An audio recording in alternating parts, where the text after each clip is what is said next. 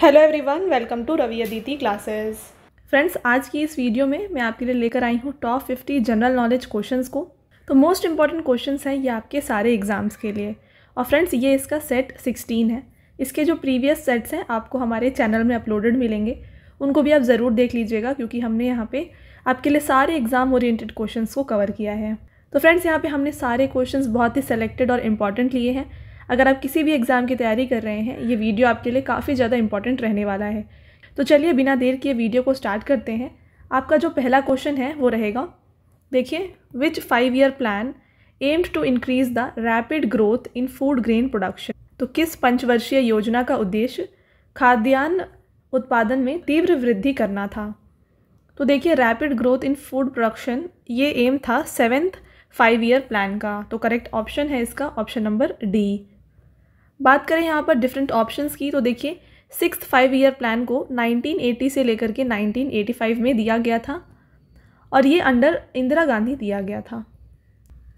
इसके साथ बात करें 8th 5 ईयर प्लान की, तो 8th 5 ईयर प्लान को 1992 से लेकर के 1997 के बीच में दिया गया था और ये अंडर PV नरसिम्हा राव के द्वारा दिया गया था।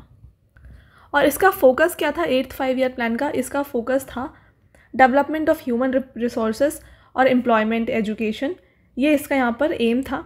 बात करें 5th 5 ईयर प्लान की, तो इसका जो टाइम पीरियड था, यानी कि इसे 1974 से लेकर के 78 के लिए दिया गया। और 5th ईयर प्लान में ही यहाँ पर गरीबी हटाओ गोल को सेट किया गया था। ठीक है, तो ये हो जाता है सारा ऑप्शंस जो आपके एग्जाम पॉइंट ऑफ व्यू से इंपॉर्टेंट है, हमने यहाँ पे कवर कर दिए हैं। बढ़ते हैं अगले क्वेश्चन की तरफ। तो उससे पहले जो है हम यहाँ पे 7th 5 ईयर प्लान जो है उसके बारे में भी डिस्कस कर लेते हैं। हमने बाकी डिस्कस किए। तो देखिए 7th 5 ईयर प्लान का जो ड्यूरेशन है वो है 1985 से लेकर के 1990 तक, under the leadership of Rajiv Gandhi. The plan aimed to accelerate food grain production, increasing employment opportunities and raising productivity with a focus on food work and productivity. तो ये इसका मेन एम था। बात करें for the first time the private sector got priority over the public sector. तो ये time period में private sector को यहाँ पर मोर प्रायोरिटी दी गई थी ओवर पब्लिक सेक्टर। तो ये थे फ्रेंड्स आपके लिए सारे इंपॉर्टेंट पॉइंट्स 5 ईयर प्लान से। तो आपको ये दोनों काफ़ी अच्छे से याद रख लेना है यहाँ पे। तो बढ़ते हैं अगले क्वेश्चन की तरफ। देखिए, from where did Khan Bahadur lead the revolt of 1857। तो खान बहादुर ने 1857 के विद्रोह का नेतृत्व कहाँ से किया था? तो देखिए, इन्होंने स्टार्ट किया था रिवोल्ट ऑफ 1857 खान बहादुर ने। इसका करेक्ट आंसर हो जाएगा ऑप्शन नंबर ए, उत्तर प्रदेश से। तो उत्तर प्रदेश के बरेली से इन्होंने अपना रिवोल्ट ऑफ 1857 को यहाँ पर स्टार्ट किया था। तो देखिए, बात करते हैं इनके बारे में। खान बहादुर खान रोहिला, ये इनका नाम है। द ग्रैंडसन ऑफ हफीज़ रहमत Khan set up his own government in Bareilly in revolt of 1857 against British, but the revolt was suppressed by the British forces under the command of Colin Campbell. तो इस रिवोल्ट को यहाँ पर सप्रेस कर दिया गया था और Khan Bahadur Khan was sentenced to death and hanged in the Kotwali on Feb 24, 1860। और इन्हें हैंग कर दिया गया था ऑन Feb 24, 1860 को। तो फ्रेंड्स, यहाँ पे देखिए, जो खान बहादुर खान है ये ग्रैंडसन थे हफीज़ रहमत खान के। और हफीज़ रहमत खान कौन है? ये नवाब थे, नवाब ऑफ रोहिल खान थे ये। ठीक है, तो इनके ही ग्रैंडसन थे खान बहादुर खान और इन्होंने बरेली उत्तर प्रदेश से रिवोल्ट को स्टार्ट किया था, बट लास्ट में इन्हें हैंग कर दिया गया था कोतवाली में। ओके, अगला क्वेश्चन देखिए, in India which organization maintains the national highways. तो भारत में राष्ट्रीय राजमार्गों का रख रखाव कौन सी संस्था करती है? तो देखिए, नेशनल हाईवेज़ को मेंटेन करता है national highway authority of India. तो इसका जो करेक्ट आंसर है ये हो जाएगा option number B.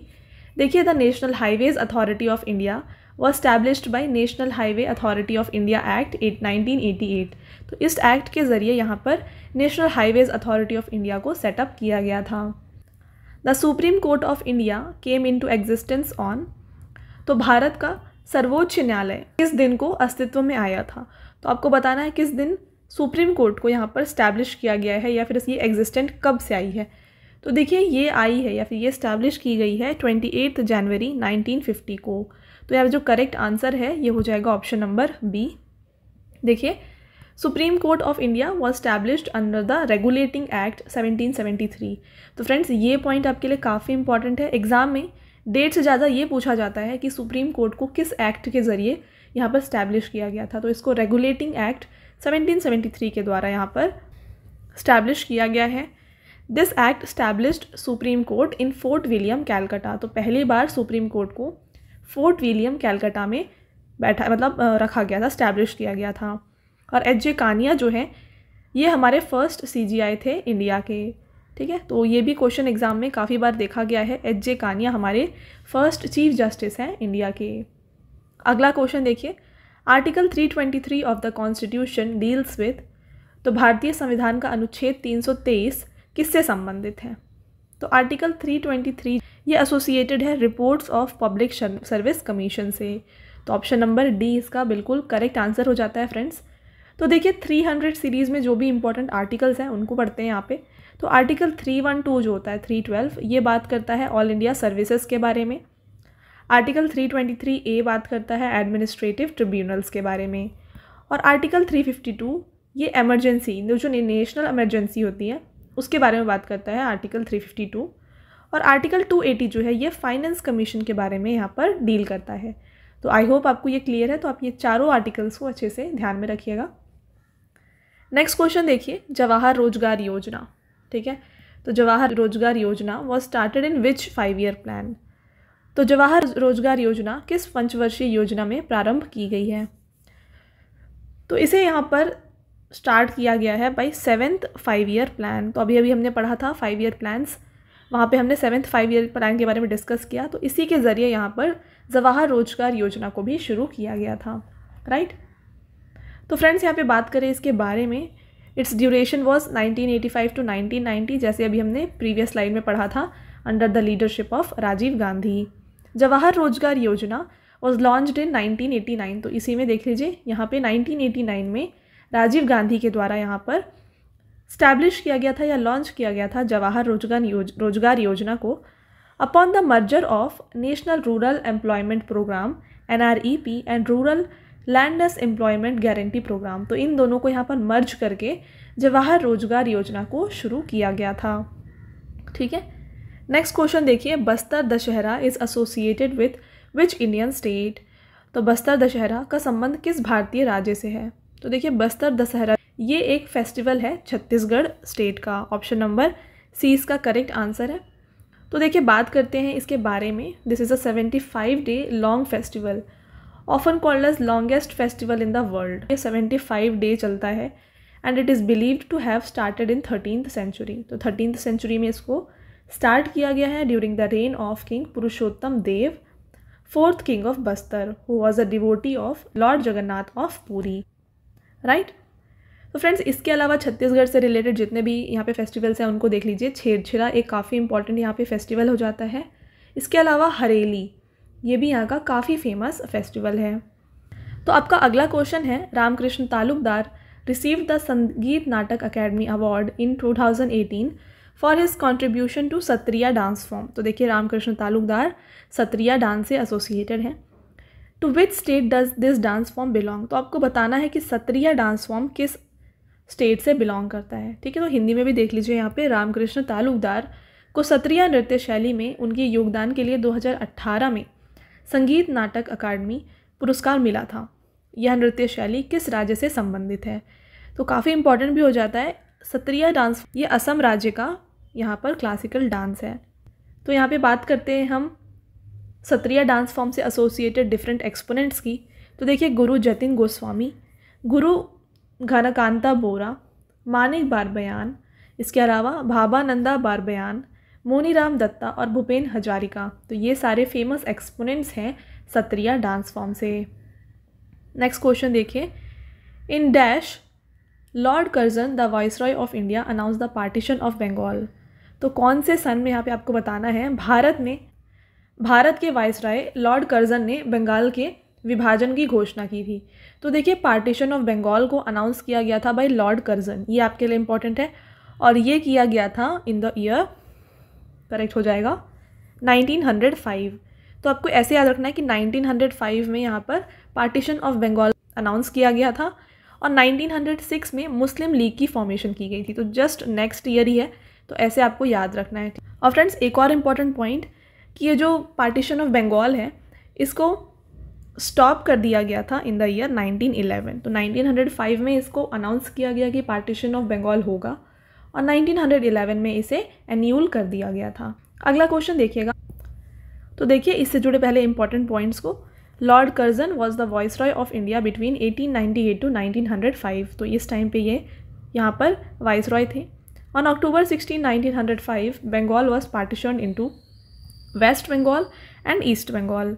This partition of Bengal was done by Curzon period. ठीक है, तो ये हुआ था during the Curzon period. Next question देखिए, who among the following is India second grand master after Viswanathan Anand. तो विश्वनाथन आनंद के बाद निम्नलिखित में से कौन सा भारत का दूसरा ग्रैंड मास्टर है। तो देखिए विश्वनाथन आनंद यहाँ पे first grand master of India है और second grand master of India है Devendu Barua. Option number B इसका बिल्कुल करेक्ट आंसर है। और रिसेंटली जो है 82nd ग्रैंड मास्टर कौन बने हैं, ये बने हैं प्रणीत वुप्पाला। तो ये एकदम रिसेंट ग्रैंड मास्टर हैं, तो इनको भी आपको यहाँ पर याद रखना है।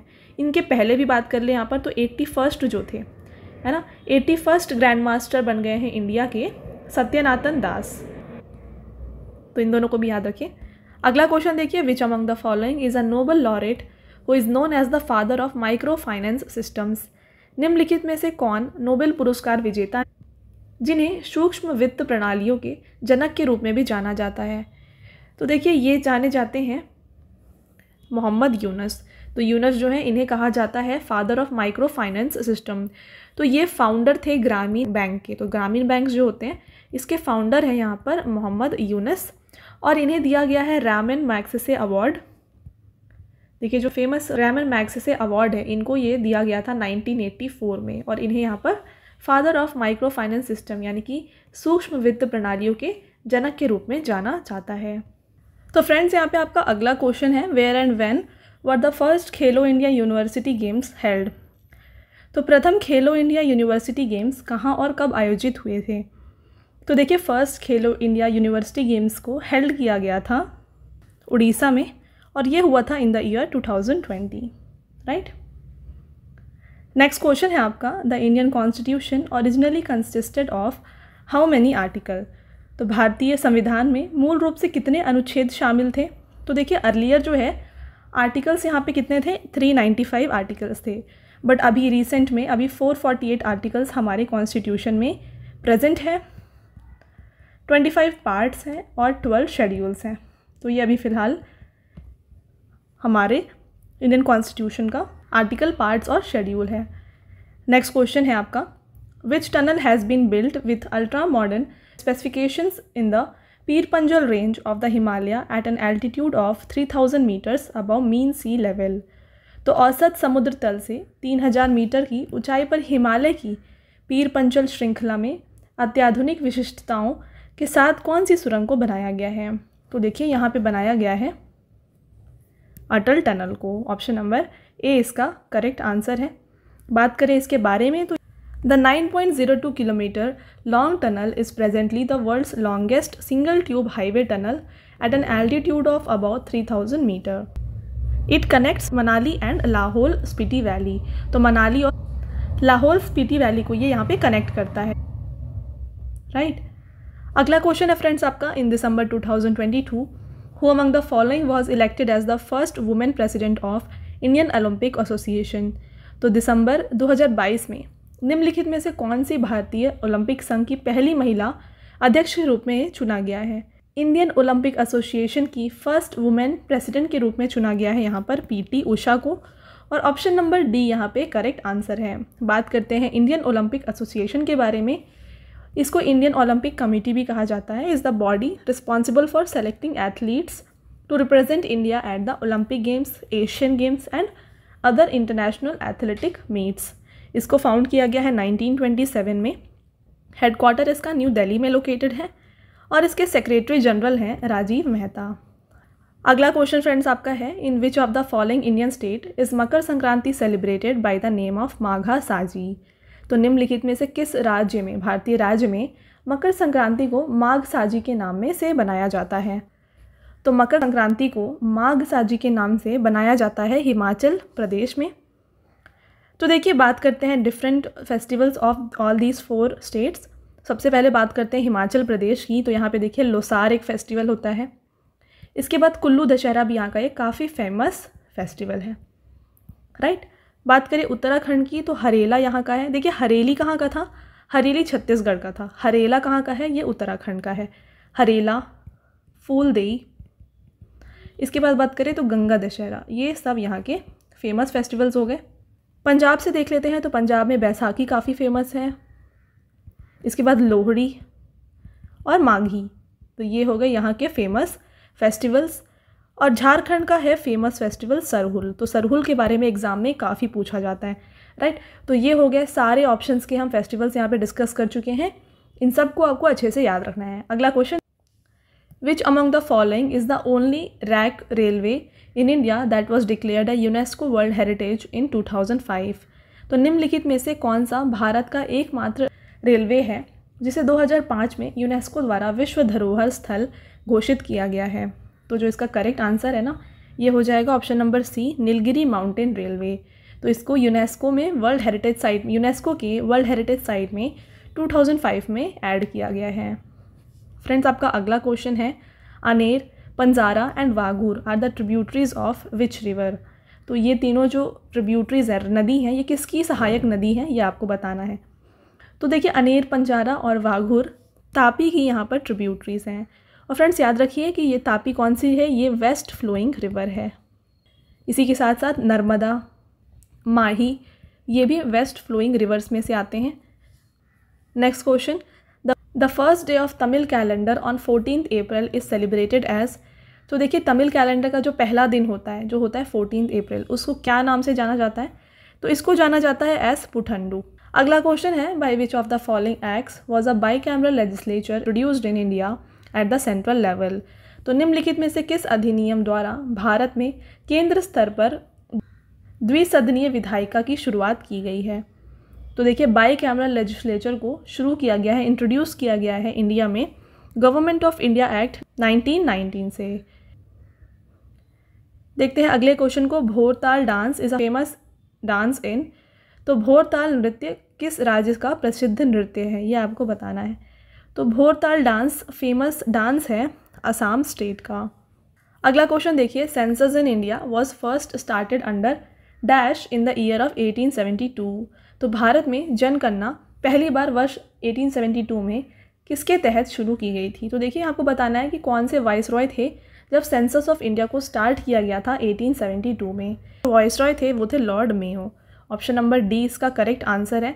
देखिए यहाँ पे काफ़ी सारे इंपॉर्टेंट पॉइंट्स हैं आपके लिए। इन 1872 first census was done in the India under the rule of Lord Mayo. तो 1872 में फर्स्ट सेंसस को कंडक्ट किया गया था under viceroy Lord Mayo. But आपसे अगर पूछा जाए एग्जाम में कि फ़र्स्ट ऑफिशियल सेंसस कौन सा था या फिर फर्स्ट सिंक्रोनाइज्ड सेंसस कौन सा था, तो ये हो जाएगा 1881 का, जो हुआ था अंडर लॉर्ड रिपन। इसके साथ बात करें तो सेंसस 2011 जो था ना फ्रेंड्स, ये 15वां सेंसस था हमारा, और आफ्टर इंडिपेंडेंस ये हमारा 7th सेंसस था।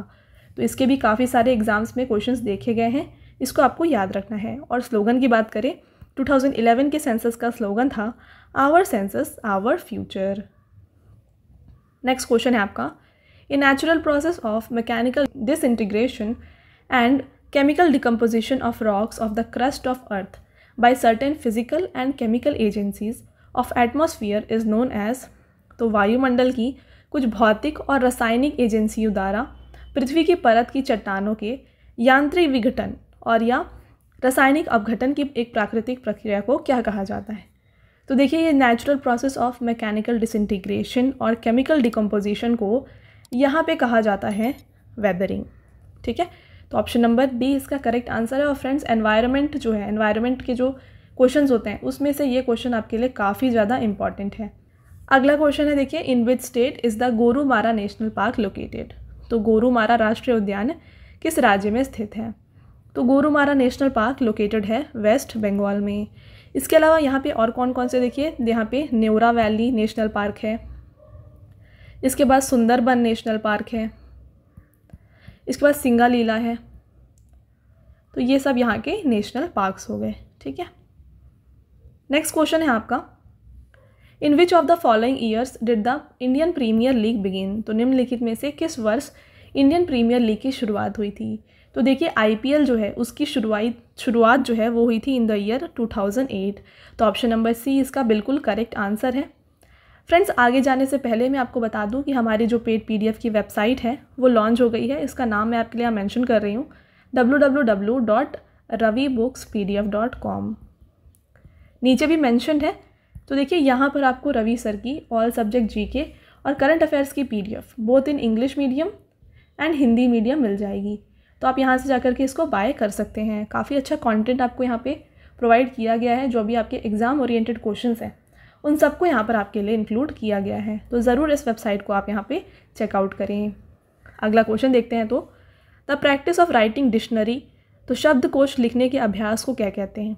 तो देखिए राइटिंग डिक्शनरी को कहते हैं लेक्सिकोग्राफी। ऑप्शन नंबर डी हो जाता है इसका करेक्ट आंसर।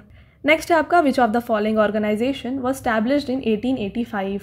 तो निम्नलिखित में से किस संगठन की स्थापना 1885 में हुई है। तो देखिए 1885 में स्टैब्लिश किया गया था यहाँ पे इंडियन नेशनल कांग्रेस को। तो ऑप्शन नंबर डी इसका करेक्ट आंसर है। बात करें यहाँ पर मुस्लिम लीग की, तो इसको फॉर्म किया गया था 1906 में। मैंने आपको थोड़ी देर पहले बताया कि यहाँ पर पार्टीशन ऑफ बंगाल को 1905 में करा गया था और मुस्लिम लीग को ठीक नेक्स्ट ईयर यानी कि 1906 में फॉर्म किया गया था। कम्युनिस्ट पार्टी ऑफ इंडिया को फॉर्म किया गया है 1925 में और ईस्ट इंडिया ऑर्गेनाइजेशन या फिर ईस्ट इंडिया कंपनी ये 1866 में फॉर्म किया गया था। ओके, बात करें यहाँ पर इंडियन नेशनल कांग्रेस की, इसको फाउंड किया गया था बॉम्बे में इन दिसंबर 1885। इसके फाउंडर रहे हैं A.O. ह्यूम और फर्स्ट प्रेसिडेंट यहाँ पे रहे हैं W.C. बैनर्जी, ठीक है। अगला क्वेश्चन देखिए, who among the following serve the shortest tenure as prime minister of India. निम्नलिखित में से किसने भारत के प्रधानमंत्री के रूप में सबसे कम कार्यकाल तक कार्य किया है। तो देखिए सबसे शॉर्टेस्ट टेन्यूर में प्राइम मिनिस्टर यहाँ पे रहे हैं चौधरी चरण सिंह। ऑप्शन नंबर डी इसका बिल्कुल करेक्ट आंसर है। और ये एक ऐसे प्राइम मिनिस्टर थे जिन्होंने कभी भी पार्लियामेंट को फेस नहीं किया। तो only prime minister who never faced parliament, अगर आपसे ऐसा क्वेश्चन पूछा जाए तो इसका भी जो करेक्ट आंसर है वो हो जाएगा चौधरी चरण सिंह। बढ़ते हैं अगले क्वेश्चन की तरफ। Identify the element that does not belong to period 6 of modern periodic table. उस तत्व की पहचान करें जो आधुनिक आवर्त सारणी के आवर्त 6 से संबंधित नहीं है। तो देखिए पीरियोडिक टेबल में पीरियड 6 में इनमें से कौन सा नहीं आता है। तो ये नहीं आता है सिलिकॉन। मैं आपको बताती हूँ कौन सा। देखिए यहाँ पे तो पीरियोडिक टेबल ये रहा, आपसे कौन सा पूछ रहा है, पीरियड 6 की बात की जा रही है। तो ये है पीरियड 6 यहाँ पे, ठीक है। तो इस पीरियड में सिलिकॉन नहीं आता है। सिलिकॉन कहाँ पे है, देखिए ये आता है इधर, यानी कि ये आता है पीरियड 3 में। तो इसका जो करेक्ट आंसर हो गया ये हो गया ऑप्शन नंबर सी। ओके, तो फ्रेंड्स आपको पीरियोडिक टेबल से क्वेश्चंस काफ़ी एग्जाम्स में पूछे जाते हैं। उसके जो एटॉमिक नंबर्स होते हैं वो काफ़ी देखे जाते हैं। तो आपको इन सबको हम कवर कराएंगे आगे आने वाली वीडियोज़ में। तो आपको पूरे वीडियोज़ को, इस सीरीज़ को कंटिन्यूसली देखना है। हमने आपके लिए हर एक अच्छे क्वेश्चंस यहाँ पे इंक्लूड किया है जो आपके एग्जाम पॉइंट ऑफ व्यू से नेसेसरी है, ठीक है। अगला क्वेश्चन देखिए, ethanoic acid is a synonym for which acidic liquid used in kitchens. तो एथेनॉइक एसिड के पर्याय हैं, एक पर्याय है जिसका उपयोग रसोई में अम्लीय तरल पदार्थ के रूप में किया जाता है। तो ये हो गया सिनोनिम ऑफ विनेगर। तो ऑप्शन नंबर ए इसका करेक्ट आंसर हो जाता है। बात करें अगले क्वेश्चन की, तो देखिए विच is the oldest aluminium refinery plant in India. तो भारत का सबसे पुराना एल्यूमिनियम रिफाइनरी संयंत्र कौन सा है। तो भारत का सबसे ओल्डेस्ट एल्यूमिनियम रिफाइनरी प्लांट है मूरी अल्मुना प्लांट, ठीक है। बात करें नेक्स्ट क्वेश्चन की, the FIFA world cup 2026 will be hosted by. तो फीफा विश्व कप 2026 की मेज़बानी किसके द्वारा की जाएगी। तो फीफा वर्ल्ड कप 2026 को कनाडा, US, मैक्सिको के द्वारा होस्ट या फिर आयोजित की जाएगी। आपका अगला क्वेश्चन है, द राजगीर जू is located in which of the following states. Rajgir चिड़ियाघर निम्नलिखित में से किस राज्य में स्थित है। तो देखिए राजगीर जू जो है ये लोकेटेड है in Bihar. Option number D इसका करेक्ट आंसर हो जाता है। नेक्स्ट क्वेश्चन है, the president of which country attended the first republic day celebrations of India as its chief guest. तो किस देश के राष्ट्रपति भारत के पहले गणतंत्र समारोह के मुख्य अतिथि के रूप में शामिल हुए? तो फ्रेंड्स इस बार जो है 2023 का जो रिपब्लिक डे था उसमें आए थे इजिप्ट के प्रेसिडेंट। तो एक एग्ज़ाम में आई थिंक एसएससी सीजीएल के एग्ज़ाम में ये पूछा गया है कि फर्स्ट रिपब्लिक डे सेलिब्रेशन में इंडिया में कौन आए थे एज चीफ गेस्ट। ठीक है, तो ये हो जाता है आपके लिए काफ़ी इंपॉर्टेंट क्वेश्चन। और यहाँ पे इंडोनेशिया के प्रेसिडेंट आए हुए थे as a chief guest on first republic day. तो देखिए the first chief guest of the parade in 1950 was president Sukarno of Indonesia. ठीक है, अगला क्वेश्चन है Rovers cup is associated with which game? तो रोवर्स कप किस खेल से संबंधित है? रोवर्स कप एसोसिएटेड है फुटबॉल से, तो ऑप्शन नंबर बी इसका बिल्कुल करेक्ट आंसर हो जाता है। अगला क्वेश्चन देखिए which of the following hills is a part of western Ghat? तो निम्नलिखित में से कौन सी पहाड़ी पश्चिमी घाट का हिस्सा है? तो देखिए इनमें से जो है अनामलाई ये होता है वेस्टर्न घाट का पार्ट, बाकी तीनों यहाँ पे वेस्टर्न घाट के पार्ट्स नहीं हैं। नेक्स्ट क्वेश्चन आपका देखिए the Shevaroy hills are located in which state of India? Shevaroy पहाड़ भारत के किस राज्य में स्थित है? तो शेवराय हिल्स जो हैं ये लोकेटेड है तमिलनाडु स्टेट में, राइट। अगला क्वेश्चन देखिए फ्रेंड्स, आपका अगला क्वेश्चन है यहाँ पे where is the national dope test agency laboratory located? तो राष्ट्रीय डोप परीक्षण प्रयोगशाला कहाँ पर स्थित है? तो इसका जो हेडक्वार्टर है ना ये लोकेटेड है न्यू दिल्ली में। फ्रेंड्स ये भी इस बार के सीजीएल के एग्जाम में आपसे पूछा गया था। नेशनल डोप टेस्टिंग लैबोरेटरी का हेडक्वार्टर लोकेटेड है दिल्ली में। It is an autonomous body under the ministry of youth affairs and sports. It aims to achieve excellence in the field of dope testing in sports in India to provide quality testing services as per international standards and to have drug free sports in India। तो ये इसका main aim है। Next question है आपका और ये काफ़ी important question है which is the correct sequence of oceans according to size from largest to smallest? तो आकार के अनुसार आपको इसका सही क्रम बताना है। तो देखिए सबसे बड़ा जो होता है ना वो होता है पैसिफिक, ये तो हर जगह देख रहे हैं आप। तो पैसिफिक तो वैसे भी पहले है, इसके बाद आता है अटलांटिक, इसके बाद है इंडियन ओशन और इसके बाद आता है अंटार्कटिक ओशन। तो ऑप्शन नंबर ए इसका करेक्ट आंसर है। नेक्स्ट देखिए Padma Bhushan awardee Alarmel Valli is an exponent of which of the following dance forms? तो पद्म भूषण पुरस्कार विजेता अलार्मेल वेली निम्नलिखित में से किस नृत्य शैली के प्रतिपादक भी हैं? तो अलार्मेल वेली ये है एक्सपोनेंट ऑफ भरतनाट्यम। फ्रेंड्स बात करते हैं आपके अगले क्वेश्चन की। The first Paralympic games were held in? तो प्रथम पैरालंपिक खेल कहाँ पे आयोजित किए गए हैं? तो पहले पैरालंपिक गेम्स को यहाँ पर हेल्ड किया गया था रोम में। ठीक है, तो यहाँ पे इसका जो करेक्ट आंसर है ये ऑप्शन नंबर सी है। नेक्स्ट क्वेश्चन है फ्रेंड्स आपका dry ice, ammonium chloride and naphthalene balls and camphor, all these are components or compounds are example of सूखी बर्फ, अमोनियम क्लोराइड, नैप्थलीन बॉल्स और कपूर, ये सभी इसके उदाहरण हैं, ये आपको बताना है। तो देखिए ये सब कहलाते हैं सब्लिमेबल सब्सटेंसेस। तो ऑप्शन नंबर ए इसका करेक्ट आंसर है। तो फ्रेंड्स सब्लिमेशन में क्या होता है, सॉलिड जो होता है, जैसे देखिए सॉलिड है तो ये डायरेक्टली कन्वर्ट हो जाता है गैस में, तो इसका कोई लिक्विड स्टेट नहीं होता है, तो इसको कहते हैं हम सब्लिमेशन। तो आपको मैंने ये प्रीवियस वीडियोस में बताया हुआ है कि जैसे आप कैम्फर को जलाएंगे तो कैम्फर को जलाने के बाद यानी कैम्फर यानी कपूर, ठीक है, तो कपूर को जलाने के बाद डायरेक्टली गैस आता है, उसका कोई लिक्विड फॉर्म नहीं होता। तो वो एक एग्जाम्पल है यहाँ पर सब्लिमेशन का।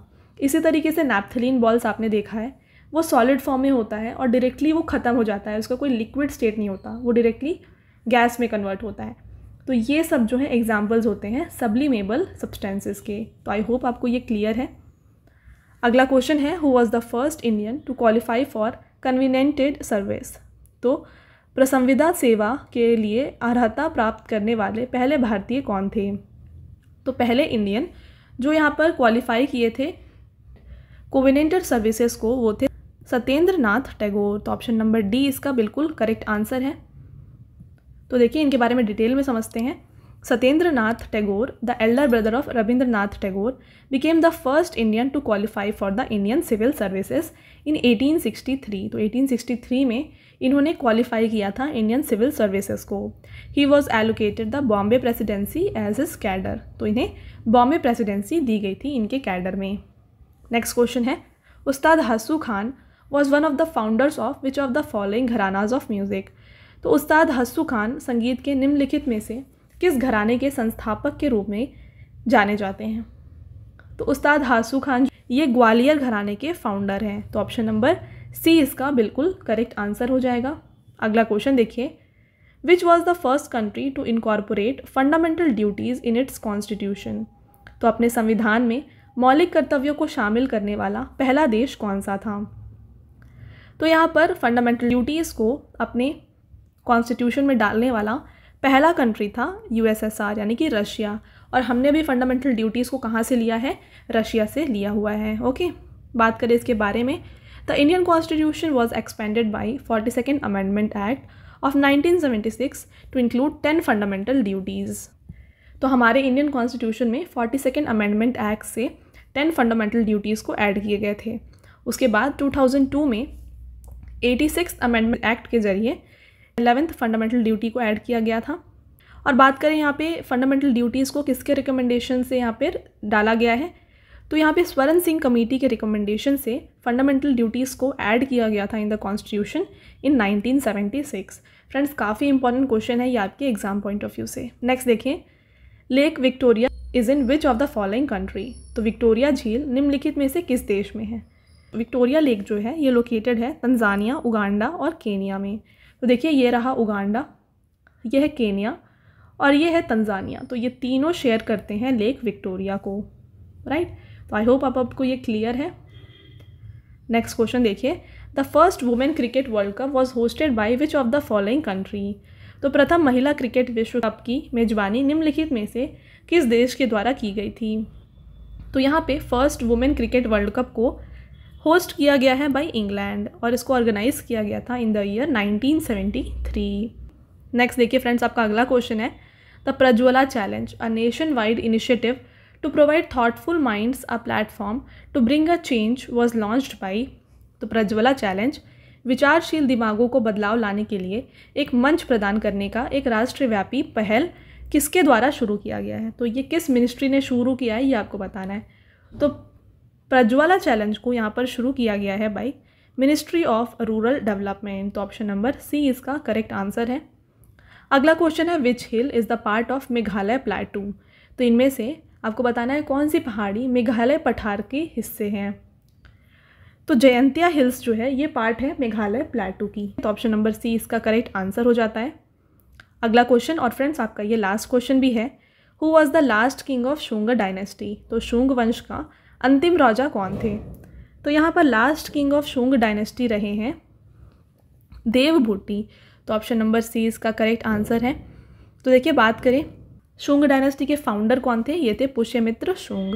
तो इन्होंने लास्ट मौर्य किंग जो थे, मौर्य किंग बृहदर्ता है ना, ये थे लास्ट मौर्यन किंग। इनको असैसिनेट करके इन्होंने शुंग डायनेस्टी को स्टैब्लिश किया था और लास्ट यहाँ पे शुंग डायनेस्टी के रूलर रहे हैं देवभूति। तो फ्रेंड्स, ये हो गया आपके सारे इंपॉर्टेंट क्वेश्चंस इस वीडियो में से। अब आता है आपका छोटा सा टेस्ट जिसका आंसर आपको हमें कमेंट सेक्शन में देना है। तो देखिए, आपका जो पहला क्वेश्चन है, in which 5-year plan Jawahar Rozgar योजना स्टार्टेड। तो फ्रेंड्स, आपका जो नेक्स्ट टेस्ट क्वेश्चन है वो है, who was the last king of Shunga dynasty. तो शुंग वंश के अंतिम राजा कौन थे ये आपको बताना है। ओके, तो फ्रेंड्स, ये हो गए आपके सारे इंपॉर्टेंट क्वेश्चंस इस वीडियो से और ये आपका था आज का लास्ट स्लाइड। आई होप आपको ये वीडियो पसंद आया है। वीडियो अगर आपको पसंद आया है तो वीडियो को लाइक और शेयर अपने फ्रेंड्स के साथ ज़रूर करिएगा। और फ्रेंड्स, जैसे मैंने आपको बताया, हमारी पेड PDF की वेबसाइट का नाम www.ravibookspdf.com है। तो यहाँ पर आपको रवि सर की करंट अफेयर्स और GK की PDF both in English medium and Hindi medium मिल जाएगी। तो आप यहाँ से जाकर के इसको बाय कर सकते हैं। और फ्रेंड्स, आपको जो मैंने क्वेश्चंस पूछे इनका आंसर आपको हमें कमेंट सेक्शन में देकर जाना है। ऑलराइट, तो मिलते हैं एक और इम्पॉर्टेंट टॉपिक के साथ अगले वीडियो में। Until then, thank you, have a nice day.